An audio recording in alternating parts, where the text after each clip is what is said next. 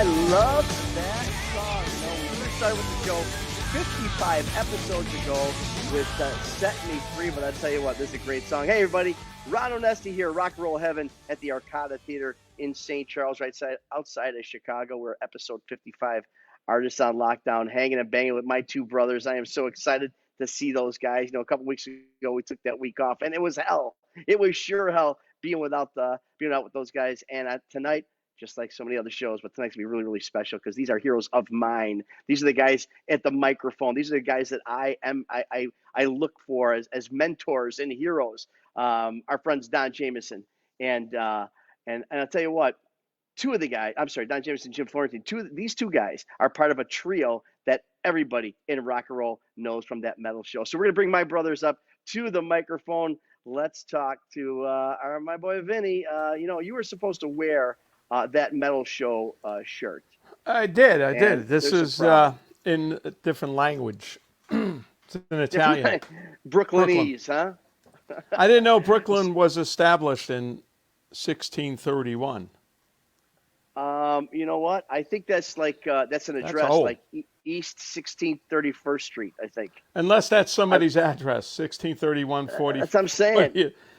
Actually, we lived on 1431 41st Street. See? So that really has nothing to do with anything, but I'm going to go with that. I really am. Yeah, that could be somebody's address. Joey Bachagalup or somebody. Joey Gabagool. Hey, there's Heidi. I know her.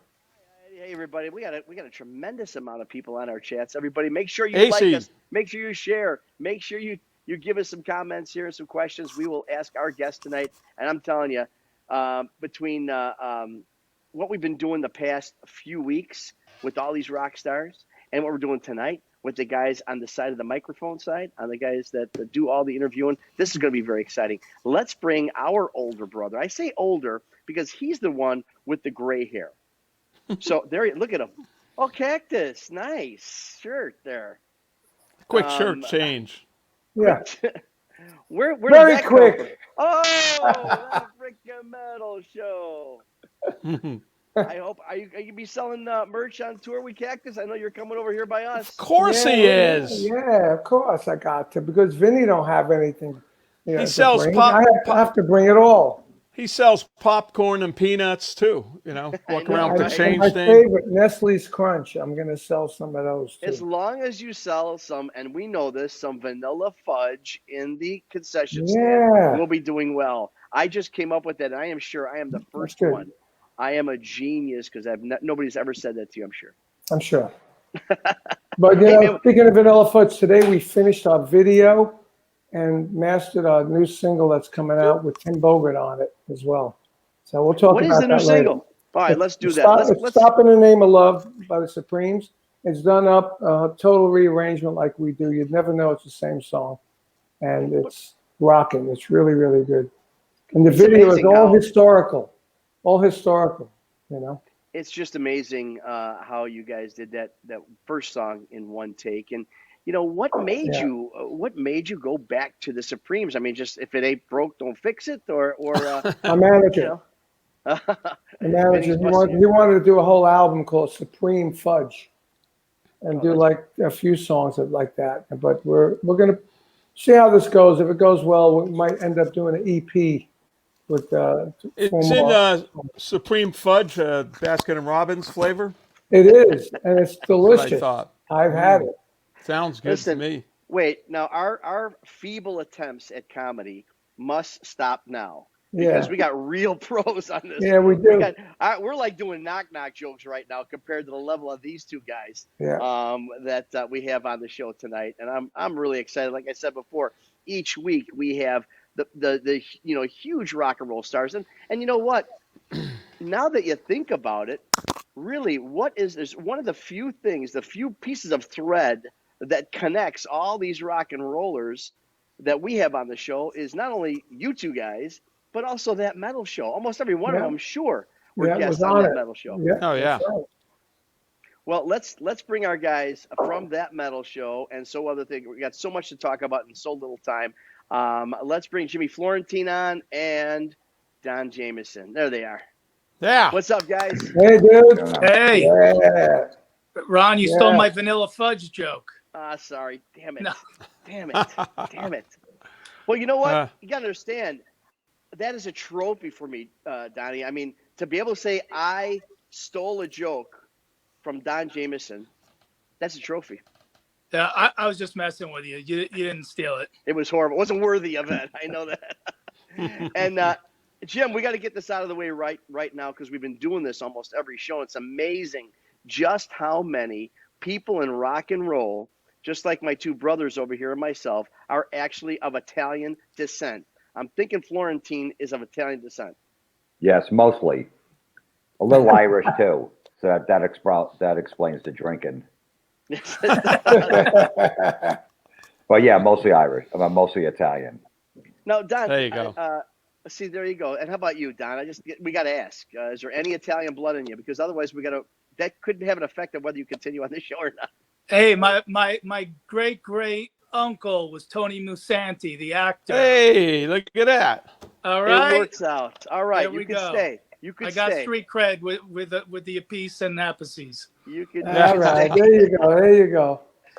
So we're very upset that, here, I got my 4th of July shirt. See, we do all these shirts. These guys, you know what they used to do, guys, to me? They would pick on me because I would have concert shirts. I have a blazer on tonight. I've been wearing suits lately. But I started the show, our first 20, 30 episodes, with the concert shirts of the person that we were interviewing, the band that we were interviewing. And all I could think of was you guys, how you guys would make fashion statements with those shirts. And they would they had real shirts. They had real shirts.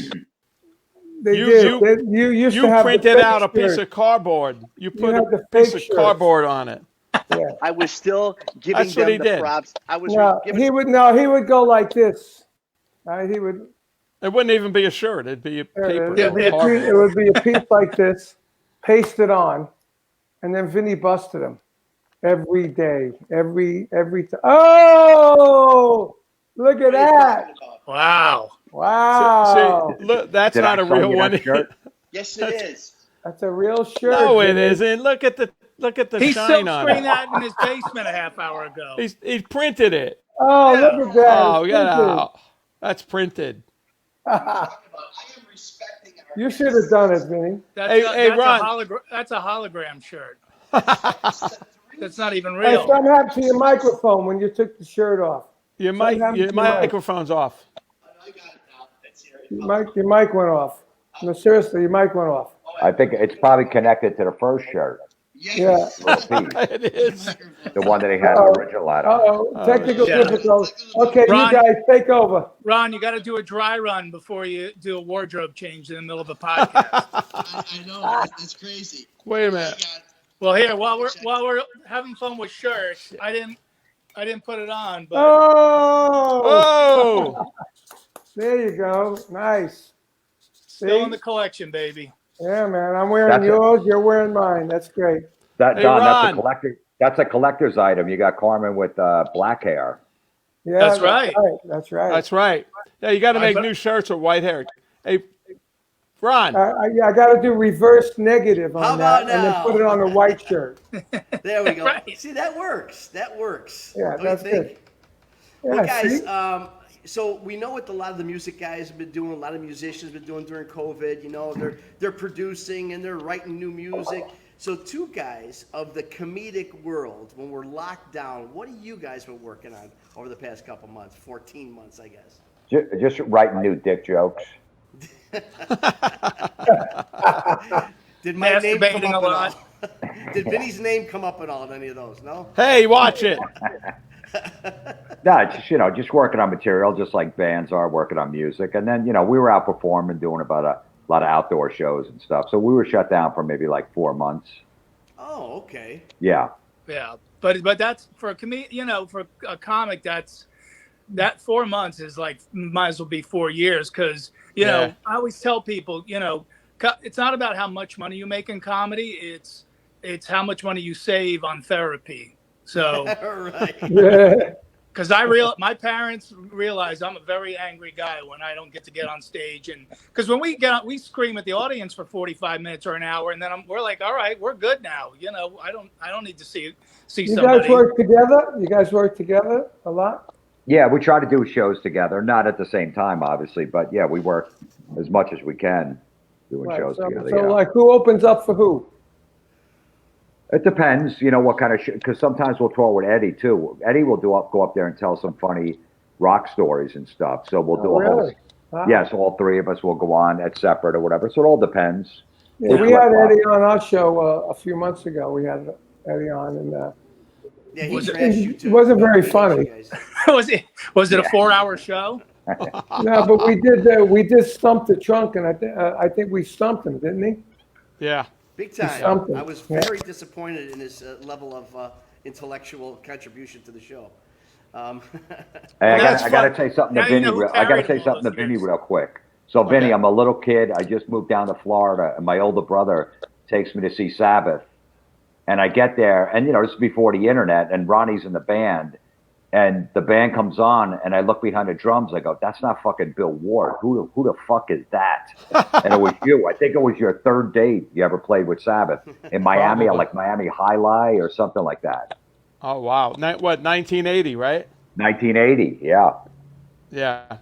That was nerve-wracking. Right, Bill left the band in like mid-August or something like that, and you had like a week to join the band, and basically that was it. Bill left the band in August when they were scheduled to play McNichols Arena in Denver, which is not there anymore. He just didn't show up, and they freaked out and went back to L.A. I got a call, and we had 4 days to rehearse. And the first day was rehearsal for an hour or two. Then they were so happy they found a drummer. They went to the pub. And I'm sitting there going, I got to learn all these songs. Holy shit. That's all they all do that, the English bands. Yeah. I stayed in the pub behind and learned the songs with the keyboard player, Jeff Nichols. Then the second day was more rehearsal and then the pub.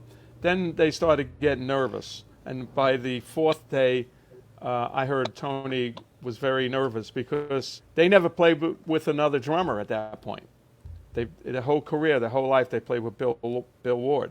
So not only are we playing with another drummer, we're going. It's a 30,000 seater arena in Hawaii. It was the first show, so it was pretty nerve-wracking. Yeah, and they don't have pubs in Hawaii. Yeah, and they went to the pub. Yeah, and no one knew when you were in the band because there wasn't an announcement, there wasn't a press release. Maybe a magazine a month later that came out. Well, because they didn't really have a name then. He just, that was like the first big thing he did. I mean, Rick Derringer thing was big, but this was like bigger. But it was so quick. There was no time to put anything out really, too. So I think they announced it. You couldn't put it out on Twitter back then. No, I think it was on the TV Guide announced it. Remember the TV Guide? Oh yeah. You were there right on next to the. You're on the cover right there with a caricature. No, I'm next to that thing in the back where you could draw this thing. And you have a career in being an artist. An artist. Yeah. It was a picture of Carmen. I used to draw and go, "Hey, I'm pretty good. Maybe I should be doing that." He drew that. He drew that logo for me on the shirt. That's pretty cool. You believe that? You believe that? No. I'll tell you another one. Yeah. Right. Okay. You guys are, obviously tremendous comics, television stars, all that kind of stuff, But I think you are underrated as patriots, as American icons and heroes, true heroes. That's right. You've been working out, Donnie, I could see. You are true heroes if for no other reason for the way that you have terrorized telemarketers. I think that is an unsung hero thing that we all want to do, and you actually do it. You're heroes. Well, we found something that everyone hates, and everyone always hated telemarketers when they would call a house. So, we figured no one would think that we're mean to them if we're messing with them. So we found a good niche. I just had that today. It came up on my phone. It said spam, and I said, spam risk, it said on my phone. I said, you know what? I'm going to answer this. I answered. I go, yes. Can I help you? And they go, hello, you're on a recorded line. I said, I am? Good. Oh, good. So then you can listen to this over and over. Stop calling me. Who the hell? What the fuck do you want already? Yeah, that was me calling. Tell him to call me. And then I hung up, and it rang again. Yeah, I tried to call back. Number. You call back. I did it twice to them today, and I hung up on them. I just yelled at them. I got my satisfaction. I like when they go, can I speak to Mr. Peace Apache? They can never get it anyway. Yeah. I go, I'm sorry, he's not here right now. You know, you pretend you're somebody else. He'll be back later. I do one of two things. I'm a hard of hearing senior citizen. I really have fun with them that. Louder, so they got him screaming on the phone, number one. Or number two, I am usually the son of Ron Onesti, who is distraught because my father, Ron Onesti, just got killed by a train. And I'm going through this. It happened an hour ago, and I start crying, and they start consoling. So that's my way of doing it. Oh, that's good. There you go. We might have to bring you. We might have to bring you on board for the next album, Ron. Hey man, I have to learn this stuff. I'm telling you. Oh, that's good. Next time they go, is this Carmine Apiece? I go, no, this is Vinny. Can I help you? Yeah. Here's his number too. There's that one on your site, with many of them on your site, but I think it's got to be you, Jim, on the phone, and Donnie, you come in as a phone repair guy. Yeah. That you guys got to see this one. We should have freaking queued this one up. So Jim's on the phone with some telemarketer, and all of a sudden in the middle, Don comes on and says, "This is the phone company. We're working on your line. Sorry to disturb you." And we're like, and then he hangs up, and the guy's like, "That's really weird that they would cut in the line." So he starts talking his telemarketing shtick, and then now Don, as the telephone repair guy, keeps chiming in on getting them better deals and stuff. It's a great bit, man. What'd you do? You had Don on an extension? Yeah, we had two different phone lines, so he's listening the whole time. And then he would just interrupt, go, "Yeah, sorry, I'm still working on a pole outside. I heard that deal he was going to be, I can get you a better mortgage." Yeah, I go, wait, what's that company again? Because I had a friend who got scammed by a mortgage company, and the guy's going, why are you listening to the conversation? I'm like, I'm just fixing the line outside, and I don't like what I'm hearing. And if you don't give him a better deal, I'm going to have to disconnect the call. Oh, that's funny as hell. And then the guy threatens to come out and knock me off the ladder. Yeah, I was like, "Sorry, what's the name of your company?" He's like, some mortgage company, Tampa, Florida. Don goes, "That's it. That's the company that my friend got scammed by." Well, it's amazing because, these responses are so good that you would think they were written, but they're not. It's real responses you're getting, right? I mean, this is the real. No, because you always gotta listen. It's almost like a heckler, someone yelling something on stage when you're a comic. You got to listen to what they say to respond back. So the people on the phone really have to. They're the stars of the call. Like if they get aggravated, it's a good call. If we can get under their skin. And we don't know what they're going to say, so we just kind of have to take it whatever direction it goes. Well, that's the genius that you guys. How do you record them on the phone? Just got a recorder hooked up to my. I got a landline. I just hook a recorder up to it, hit record and play when it starts when they call. Yeah, like when we do an album, it's like you guys going into the studio. Like I go to Jim's house every day for a couple weeks. And, that's all we're doing. We're just recording. And like, if somebody else calls, like one of our friends, we're always like, "Look, we can't talk to you for the next couple of weeks. We're in a recording session right now." Yeah, cool. The phone is only for telemarketers for the next 2 weeks. And we bang out a record and we put it out there. And, like everybody's on the do not call list. We're on the please call list now. Oh, well, I'm going to give me your number. I'll take these cities. Oh, no, you don't want to talk to me. You want to talk to this guy. Yeah. Where's his number? That's what happened. I had a friend that had a business in the area. So I said, "Hey, if any telemarketers call your business today, give them my number. Say, oh, he's here at this number." So the guy calls, and I wound up getting a fight with him over the phone. The guy said, "I'm going to come." He had the address. He goes, "I'm going to come down there and beat the shit out of you." I go, "Okay, show up. I'll be here." And I had to call my friend at his business. I go, "Look, some guy's going to come down there." He's like, he's freaking out. I was like, "I don't need this at my business." And I'm like, "Sorry, we got in an argument." He threatened me. So I said, "Come down." So there might be a guy coming down with a pipe to beat you up. So you literally, so Don, that's how it's done. You go by Jimmy's house. You guys do this thing. Where do you get the numbers from? Is this just like a random? I mean, do you have like, who are you calling? No, they're calling us. They're all incoming calls. It's all telemarketers calling the home number. So you literally Is that a phone number just for that? Is that a phone number just for the? It's my house number. It rings. It constantly. is? Yeah. Oh shit! Whoa. I mean, so he can go. So Don can go over there, and you just guys sit there and wait for the phone to ring. Yeah. Sometimes it would get like one phone call in 12 hours. We're like, what? Oh my God! You're sitting there with a hole in the ice. You're in some tent waiting for the fish to bite. Oh, here's another one. Jimmy, here he comes. Wake up! Wake up! Let's go over. Hey, ringing. hey, Don, you want to get some pizza? Okay, yeah, let's get some pizza. And then it's like, oh man, we've been there all night. Should we get some breakfast? I wish somebody would call.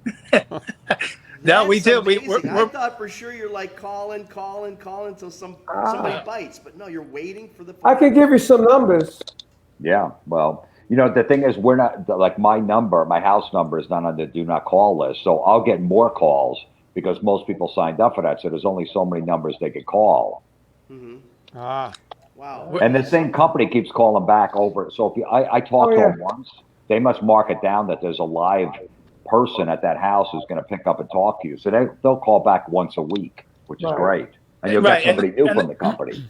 Yeah, the telemarketer turnover is so much. Like 2 weeks later, the same people call back and they'll go, yeah, I'm just looking at the notes in the computer here. The last person who called said there was some kind of trouble on the line. I'm like, no, we don't know anything about that. Well, it's funny because I was. Go ahead, Vinny. Go ahead. No, I get calls. It's the same area code and the same first three numbers of my number. Yeah. Different from the last four. Sure. Yeah. And every time I see that, I know. Then there's like a Google thing you can research or whatever and get. That's how the telemarketers do it. They'll get your area code and a number right next to yours, so you think it's one of your neighbors calling. Yeah. Yeah. And they're really calling from California or Louisiana or whatever like that. So that's how they do it. Yeah, I see that, So and I go, guys, "That's okay." I'm not going to answer that one now. You guys obviously took this another level with Crank Yankers and another one that's just another great show. But let me ask you guys: have your guys' cranks ever been yanked? Have your own cranks ever been yanked? That's a little personal, Ron. I know. My palms are getting sweaty just asking you that. I just cranked one out about 20 minutes ago. If that helps. Oh, you're killing No, me. not really, because like I said, our stuff. Well, yeah, I mean the crank anchor stuff is out there, but no, we never got it back. We're pretty good when we know someone's messing with us. Did you guys like the Jerky Boys? Yeah. Oh yeah. Oh sure. Yeah. I know Jamal, one of those guys, is a friend of mine still, and he, when I met him, I was like, man, I love you guys' stuff. I forgot the skits now, but they were pretty awesome. But I went on TikTok the other day because I heard Vinny was on TikTok, and I wanted to see what it was all about. Me? Yeah. You're on TikTok. Yeah, you were making a dance video on there, I think. Yeah, you were. You were dancing with your boobs out. Those purple tights, purple's your color, bro. After But anyway, Dancing with the Stars? as you're scamming through it all, this one guy says, "You're tired of those calls with the spam, risk calls?" I said. They said, this is how you fix it. And they told me a way on the iPhone to fix it.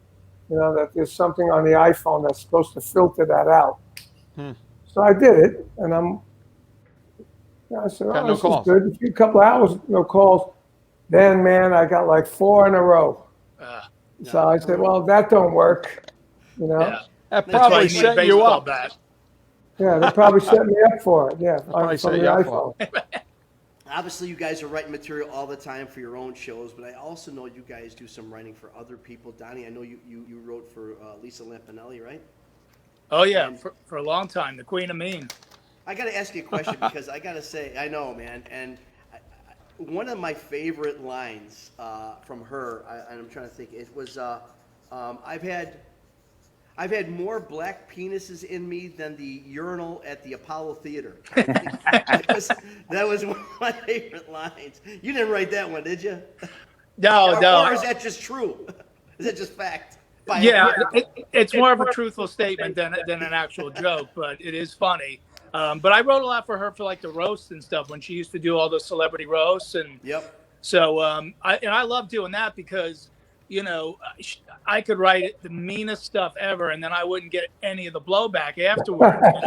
That's true. Like they roasted Gene Simmons on his show, and Kiss is one of my favorite bands of all time. I wrote 25 pages of jokes about Gene Simmons, and then afterwards I met him, and he's like, "Hey, what do you do for a living?" I go, "Oh, I write. I'm a comedian. Nice to meet you." I didn't want to give it away. I didn't want him to hate me because I wrote such awful things about him. But yeah, that was a cool gig, man. That was a lot of fun. Gene Simmons is watching now, Yeah. Watch out. Actually, he's on the other line. Gene. Let's bring him in. Come on, Gene. He's got Jimmy's home phone numbers. You better watch out. Hey, Mike. Ron. Yes. Turn up your mic. Turn up my mic. Okay. Hang on. Let me do that. You know how to do that? Come on. I'm doing it right now. It's too far away. So, let me ask you guys. Actually, Jimmy, I want to ask you about your books because the titles are fabulous. Let's see, Chicks: A Man's Guide to Getting Some. Well, that was really not a book. It was like a little pamphlet I just put out with like 15 pages. But my other book that I put out, what's that? What's the key? I don't know. I wrote that a long time ago. Just be a dick, I guess. That's what gets chicks. Okay. Yeah, just be a dick. But the other book I put out is Everybody is Awful Except You. Yeah, that one's interesting. Yeah, and that's the title of my podcast. It's basically based on my podcast where I just rip on social media people with their dumb posts they put up. Oh, yeah. So you guys are career writers and comedians, but so how did the whole? I mean, I get Eddie was the DJ with the music, but how did you guys get involved in that metal show?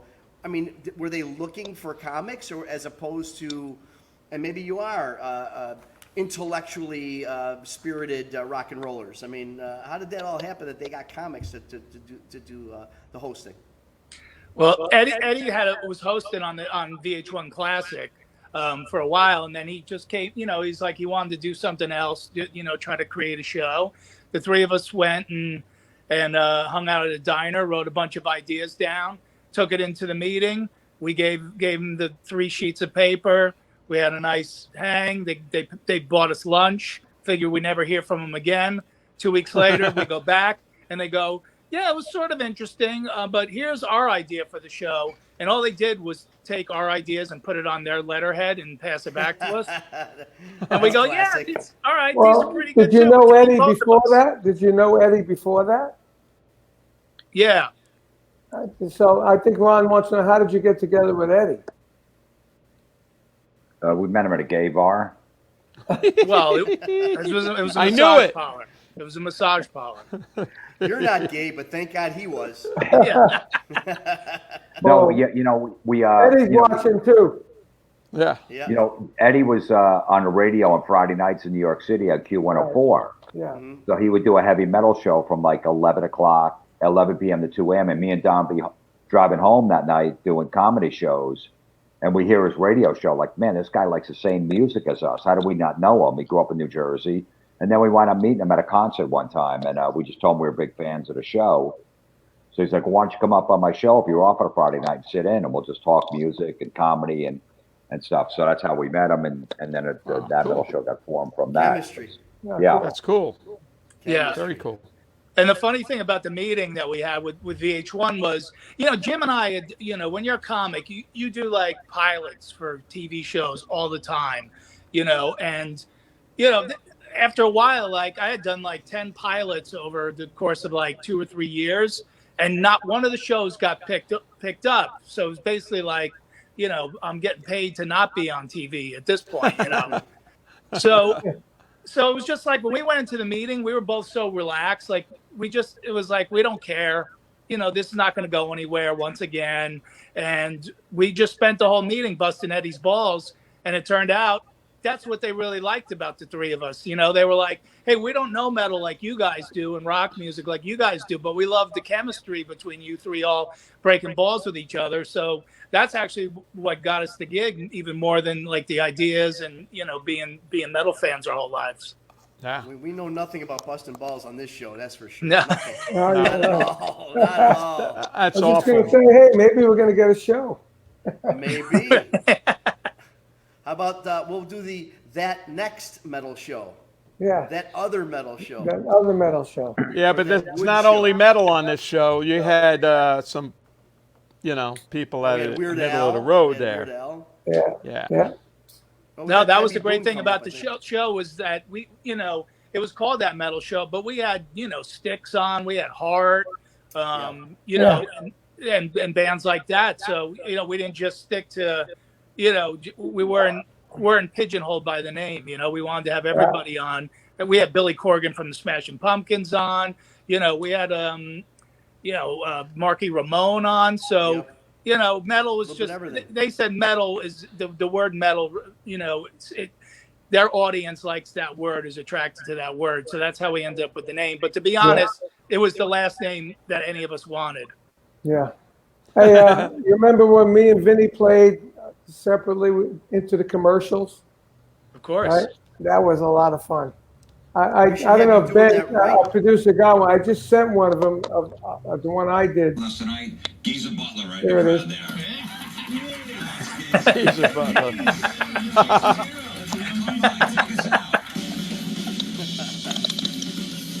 There he is. Look at that guy.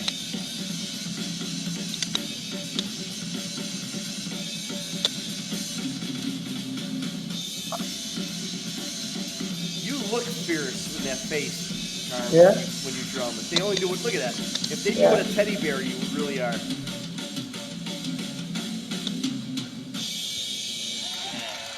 So this is perfect. This is perfect because we'll use that as a segue. We have a commercial to show. What's coming up next week? I think Vinny did it this week. So no. That, Ben, as we have the intro.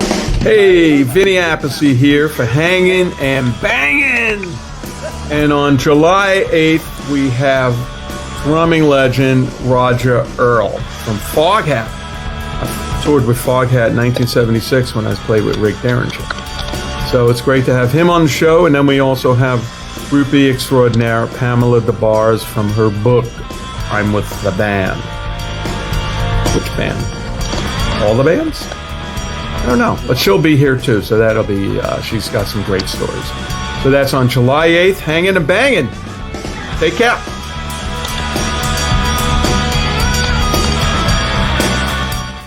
Riveting. Yeah. I was pinned to my seat watching that. Damn. We need to submit that. I don't know if there's an Emmy thing. I don't know. We need to submit that to maybe the film festivals. Anyway. How you like groupie extraordinaires? Yeah. What are the questions going to be? Did either of you guys bang her? No. No, I never Emily did. Only DeBar, two. no. What about Miss Connie? Well, that's something else. Nah. Oh, we have an exclusive. Everybody had a Miss Connie, I guess. Remember that site Metal Sludge where they did reviews? Yeah. Yeah. Carmine's on all of those. Yeah. Well, I read Carmine's book. I mean, Will Chamberlain had nothing on you, my friends. That's right. That's right. So you guys, it's interesting because I hear, and Jim, I don't know that you were ever like a Boy Scout or anything, but you're probably one that like I don't want to say mean, but you're like a real tough guy. You ain't messing around. And I mean, I just get that from you. I don't get that whole, let's go bake cookies together kind of a guy that you are. I don't get that. That guy was going to come over with a pipe to his house. So come over. I'm really not a tough guy. I just don't. I haven't had a fight since sophomore year in high school. So none of that. I don't like stupid shit. Basically. Well, that's the thing. So Meet the Creep. So that thing was tell me how far. I guess it didn't go all the way or something, and it didn't because it was too mean. I mean, how did that whole thing happen? Well, it's a hidden camera series that me and Don did for Comedy Central. We just went out with a hidden camera and bothered people. Yeah, and they said it was just too mean. Ultimately, the feedback that we got. What would they have seen that says, no, wait a second? Because how are you crossing the line? I mean, how do they, Well, the problem was they wanted to be like Can the Camera, where we come out the end and go, hey, we're just messing with you, ha ha ha. All of our segments ended the same way. They fade to black, Silence. People wanted to kill you, right? Oh, yeah, yeah. Kill you, right? So we never did the reveal. We hate because we're like, well, every prank show, does the reveal at the end. We don't want to do that. We want people to go, oh my God, what happened? We've done a lot of crazy pranks. Like we did one where, should I tell them the one from Vegas? Yeah, let's hear one. Let's hear one. I think he should. Well, this one is kind of mean, but it's pretty funny. So Jim goes. We're in Vegas, and Jim goes on stage as a comedian in a wheelchair, and he's bombing, and the audience has no idea, that this is a setup. And so I start heckling him, and people start yelling at me like, "No, he's doing good," and they're going, "Come on, keep going." And Jim's telling these horrible jokes. So finally, I go get off the stage, and Jim's like, "Look, if you think you could do better, why don't you come up here?" So I go up there. The whole crowd's like, "Oh no!" And I go up there and I just take him and I wheel him right off the stage. He's lying on the ground. People are calling security. Into the audience. Right, and then I launch into my act, and people are yelling at me to get off the stage. I'm like, that's pretty rude. Meanwhile, the wheelchair's upside down, the wheel's spinning. He's laying on the ground. Security is running in, and then it just fades to black. But yeah, because his opening line is he pushes me off the stage, and it's one of those high Vegas stages. It's not like a little stage. Yeah. So I go tumbling. The wheelchair's upside down. I'm laying on the floor. And there's people like horrified, and Don just grabs the mic. He goes, "So what about these penny slots here in Vegas?" So did you get hurt? Nice. No, because I had padding underneath. I told Don, I go, "I'm only doing this once." Right, So I had like elbow pads, all that stuff, and wrist pads. Well, I had a band when I was probably 17 years old. It was called the Zany Manhattans, and we used to do bits like that. So we had a sax player, right? So he would walk out the back door of the club, come into the front door, and in between he'd have some a cork that he lit on fire, and he put like all over his face, so it looked like he was a bum. He changed his clothes, it looked like he was a bum, and he had a sax. He had a sax case. He walks in, he's heckling, having a drink. He's heckling us, telling us, "You guys suck." And same thing. "Oh yeah, you can do any better? Come on up here." He comes up and he just kicks ass, and the whole audience is like, "What was that?" There's a funny bit. We used to Zany Manhattans. We used to come out and do the Sheik of Arabic. You remember that song? "I'm the Sheik of Arabic." Wow. And we come out with these sheets on. These sheets on our head with little turbans things. And then our 250-pound guitar player would come out as Fatima, the chick, wearing like a two-piece outfit with his belly sticking out, and he'd run around and start teasing all the guys in the audience. And some of the guys really got pissed off, because this is a guy going over. Oh my God, it was so funny. And he almost got a few fights doing that. I gotta say. I never heard this. You did that? Yeah, we did that. Holy shit! I got a picture of that. You think he's proud of this? I never heard that. You never heard that? Let me see if I got a picture on my phone of us in the chic outfits. They were zany, Vinny. We were zany. Yeah, they were zany, I guess. Listen, any bit that you do to a Louis Prima song is out of control. It's crazy. That was Ronnie's idol, Louis Prima. Really? Yeah. Loved Louis Prima. All kidding aside, that says a lot about Ronnie. It really, really does. Louis, played the trumpet. Ronnie played the trumpet. I think that's the band. I think I showed you that last week. That's the three beats. The three beats. And then we added the sax guy, and it was the Zany Manhattans. The Zany Manhattans. I have a picture somewhere, but not on my phone. Yeah, that's not even on your Wikipedia page, probably. No. I just put that on my Facebook today, a few days ago. And people are like, "Oh my God. Who are those three guys up there? Look at that." It looks like young fellas. Is that a high school picture? Yeah, those guys. You're not even Look, you're not even shaving. Yeah. Yeah. Look at that. Oh my gosh. Man, It's good with the shirts. Man, did we too. drop off? Look at the shirts. Are those real or did you put sticker? No, those are real. What? My breast? So you got this great show going on. You got all the people of rock and roll on there. Now, did it? How recorded or live? In other words, did you ever get somebody on there who was like awkward? Was it Axl? Was it any of these other guys that were kind of awkward? Yeah, I I remember specifically one person that was like a pain and just weird and it was awkward. It was Carmine. Yep. That's what I heard. Kept on going to commercial. We weren't going to commercial, but he kept on doing it. Did he have a chic outfit on when it came out? No, that would have helped. He was zany. Yeah. I was zany. No, I don't think, for me, I didn't feel any of that with any of the guests. Eddie's known everybody for 30 years. Yeah. So he had a relationship with most of the artists, so they were all respectful and everything, and it was a fun show to be on.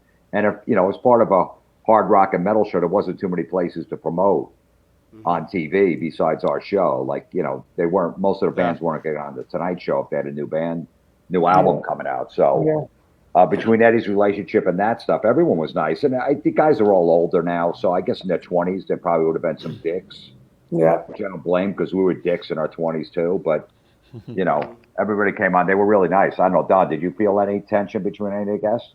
I think no. I mean, the only guy we ever mention when people ask us about it is Marilyn Manson, because he rolled in 11 in the morning with a bottle of absinthe. He was hammered out of his mind already, and sometimes you don't know, like, is this just is a shtick, is this or whatever, So, but we knew it was we knew it was real absinthe because right before we were about to tape, the producer's like, "Hey man, could you put the bottle to the side? We don't want to have that on camera." So Manson asked our PA. He's like, "Hey, could you go get me a cup so I can sip it during the show?" And she comes back with a styrofoam coffee cup. He pours the absinthe into the cup and it disintegrates instantly.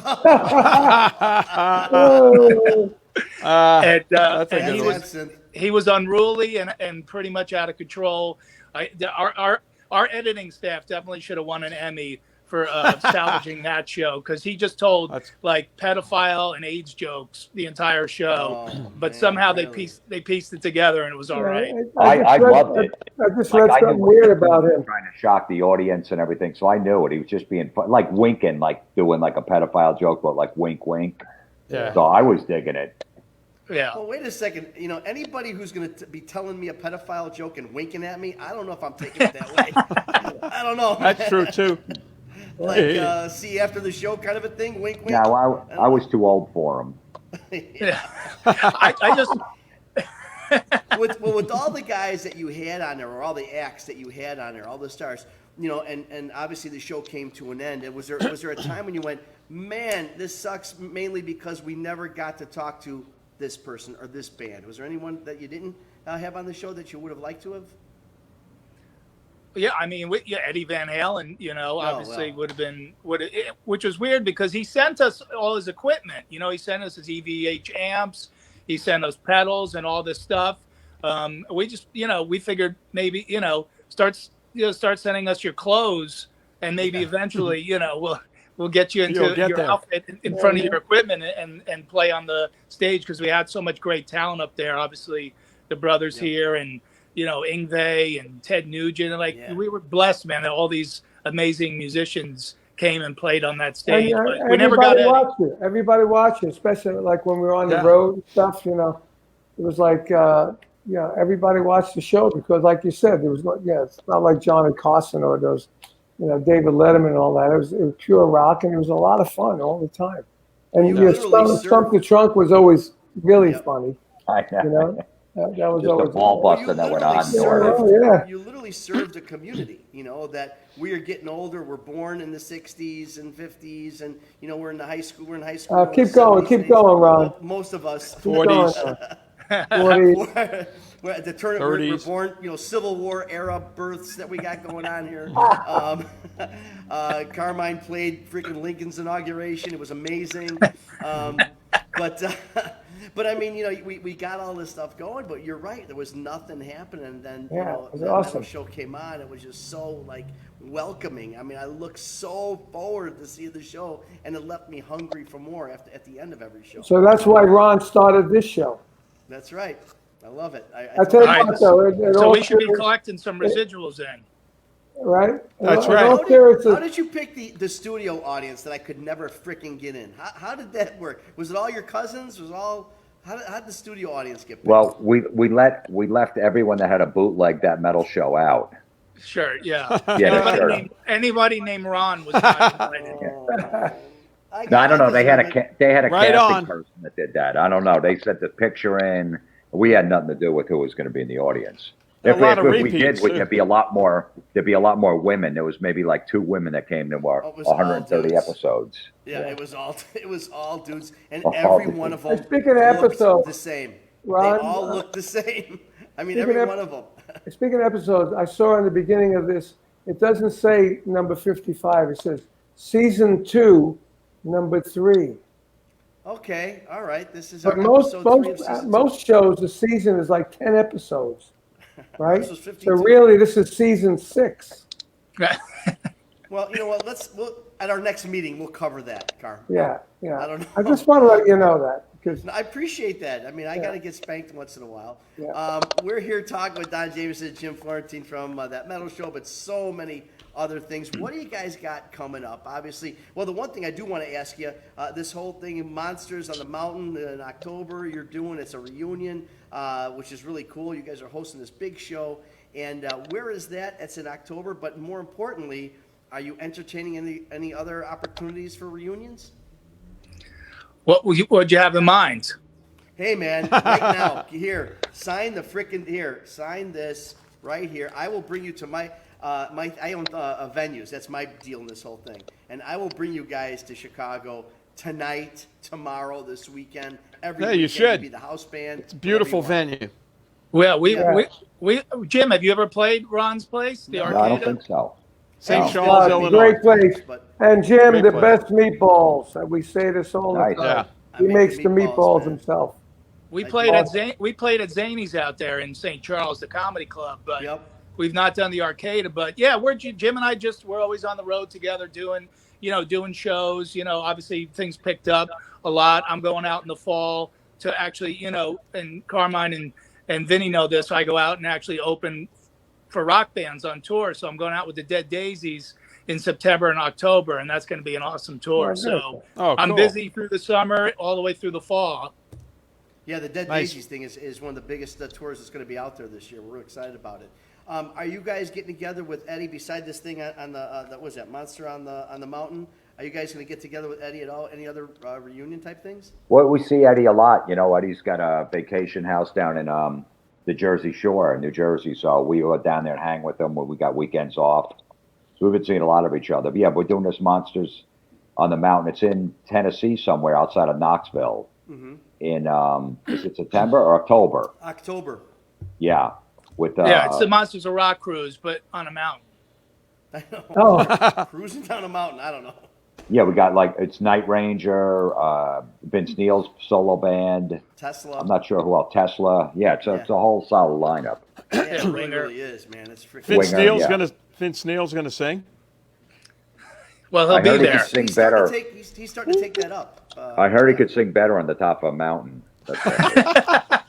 It's an air pressure thing. There's more oxygen. I don't, look, I don't know.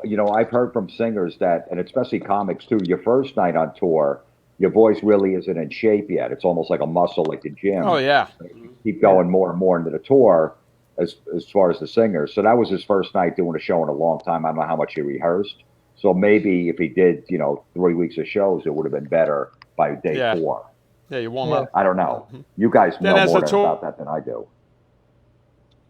Like, well, you guys on, hurt more when you do your first show, doing like an hour and a half, 2 hour show early in the tour?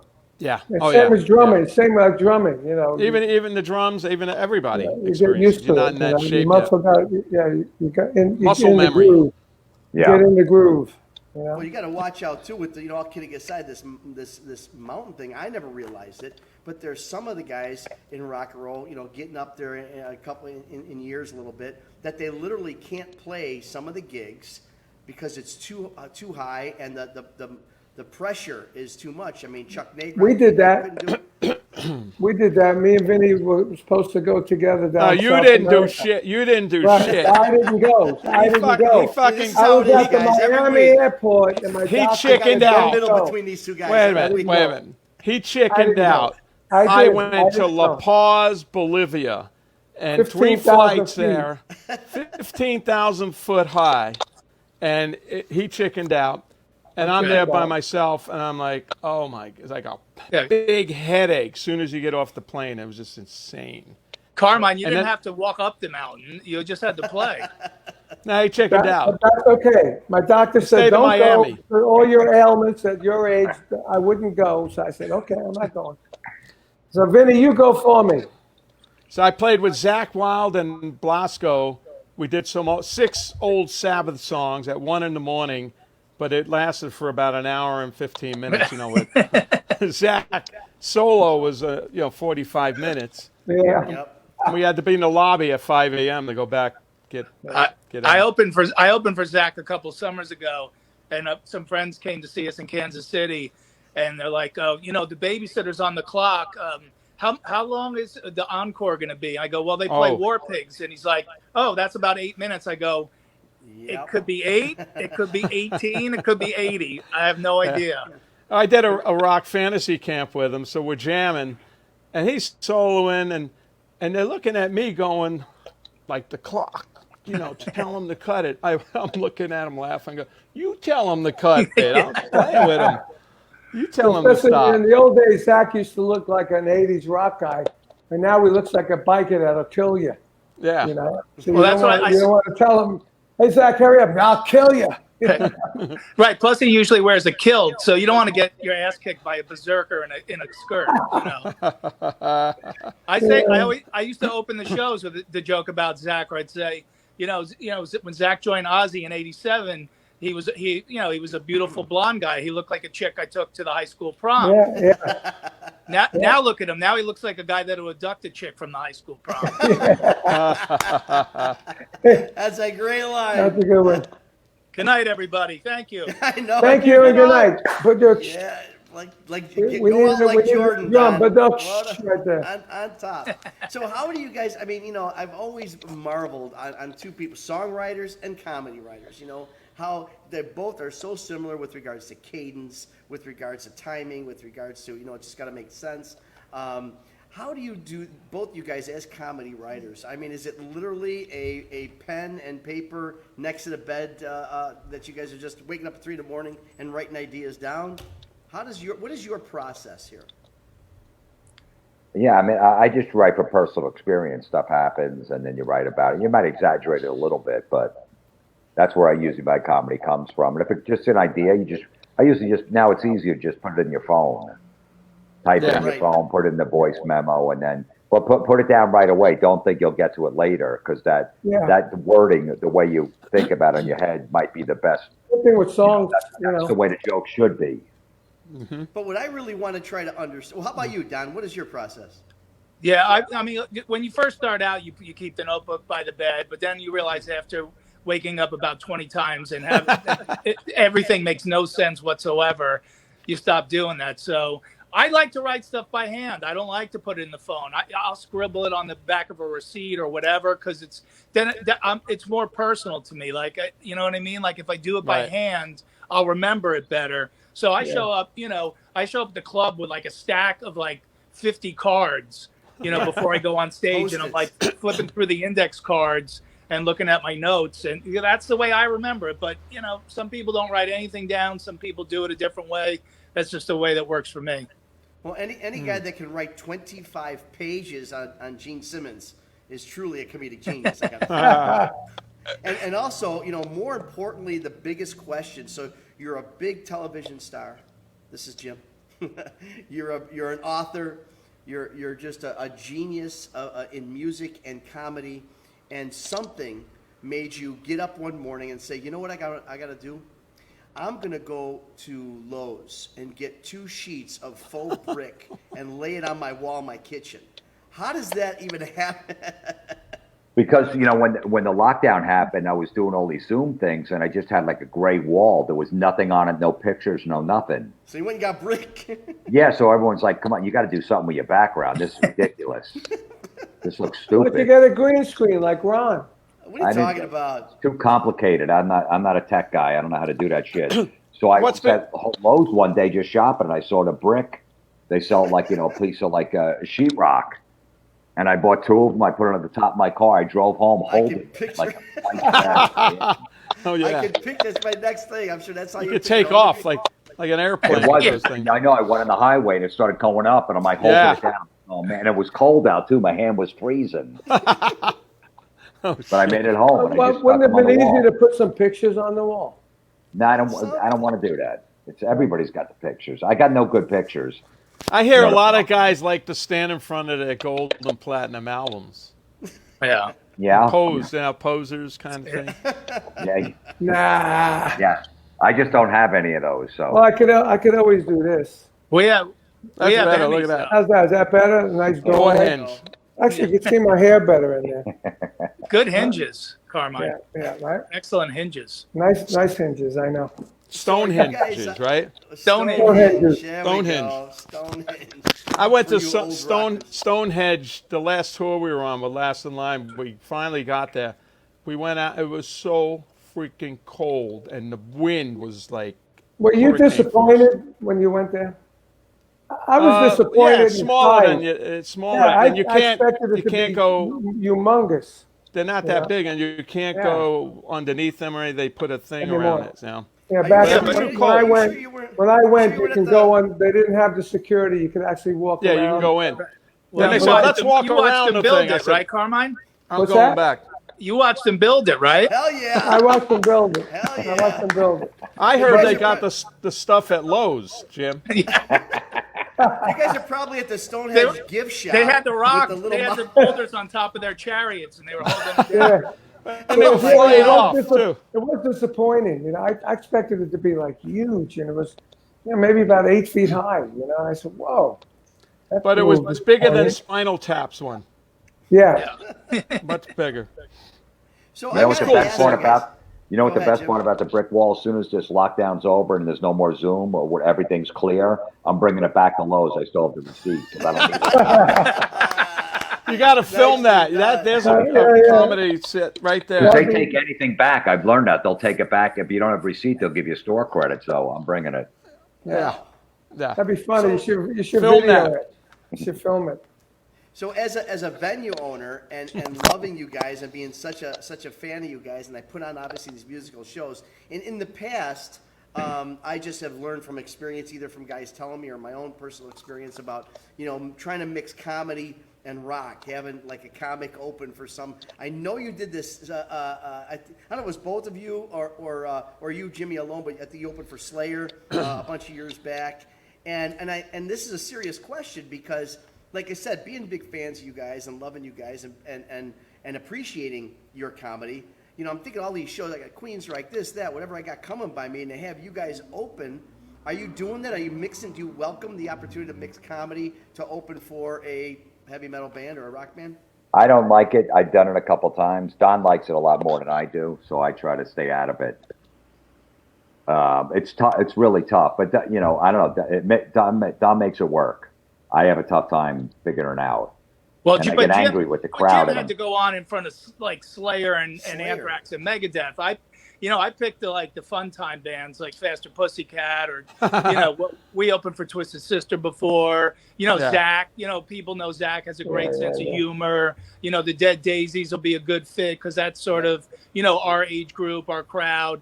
And the fact that we did Metallica's Orion Fest one year, that festival that they did, we did that in Atlantic City. So you got to pick your spots. If you think you're going to go on in front of Slayer and tell dick jokes, it's not going to work. I have to stand up. Oh, there you go. Why you stand? You said dick jokes and Carmine stood up. I don't know what's. Yeah, I gotta stand up. I'm tired of sitting here. Well, now you can see my ceiling. Well, I'll tell you what. Nice ceiling. I think look like you're on a mountain. We've reached the ceiling of this show. We want to thank Jimmy Florentine man. and Don Jamieson. Yeah, thank you guys. Are true Thanks for rock and coming, roll, man. big stars. Love the comedy. Love what you guys are doing. We're going to stay in touch. Really appreciate you guys being on the show. We hope everybody follows us every week. Smash that like button. Go to our podcast on Spotify. Follow us each week. Every Thursday night here, Hangin' Bangin', Artists on Lockdown. Every Thursday night, 6 p.m. Central, 7 p.m. on the East Coast. So we'll see you next time. We've got a great show for you. Want to thank our guests tonight. Of course, Carmine and Vinny, my brothers. It's going to be another great show coming up next week, next Thursday. We'll see you next week on Hangin' and Bangin', Artists on Lockdown. Thanks, everyone. Thank you.